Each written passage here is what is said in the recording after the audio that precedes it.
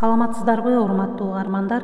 Гапыр Мадаминов агайыбыздын акыл эс тарбиясы китебинен балдардын негизги мүнөздөрү деген темадан 6-7 жаш курактагы балдарга токтолобуз. Сабакты даярдаган Салтанат Бейшенова, Талас облусу.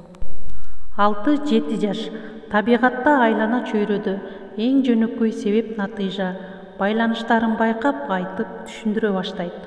Табигат, жаныбарлар, айлана чөйрө буюм нерселер жөнүндө суроолорду көп бере баштайт.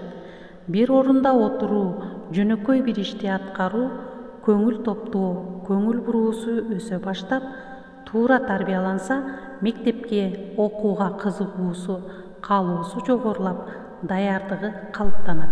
Бул мезгилдер баланын инсан катары ар тараптуу өсүү жана калыптануусунун башталыш мезгили болуп саналат.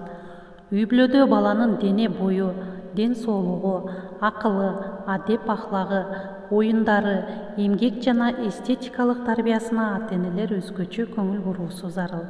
Көпчүлүк ата-энелердин балдары бала бакчага барбагандыктан, алардын тарбиясы да үй-бүлө менен чектелип калган.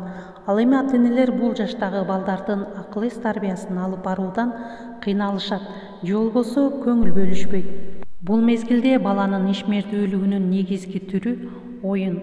Оюн баланын кызыгуусун жана керектөөсүн канааттандыруунун ар тараптуу өсүүсүнүн башкы каражаты болуп саналат. Көңүл буруңуздар, урматтуу угармандар.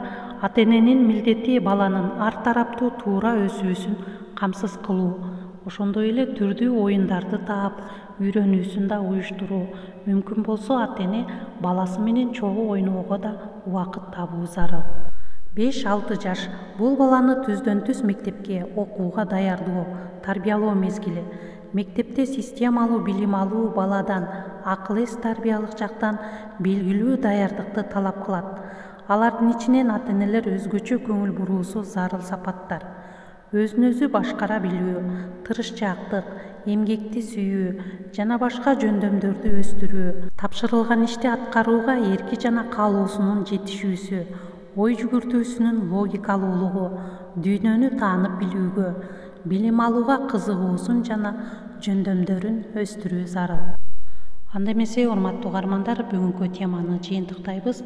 Өзүңүздөр дагы агайдын акыл эс тарбиясы китебинен 13-14 беттерден дагы кененирээк окуп таанышып чыксаңыздар болот. Көңүл бурганыңыздарга чоң рахмат. Саламатта калыңыздар.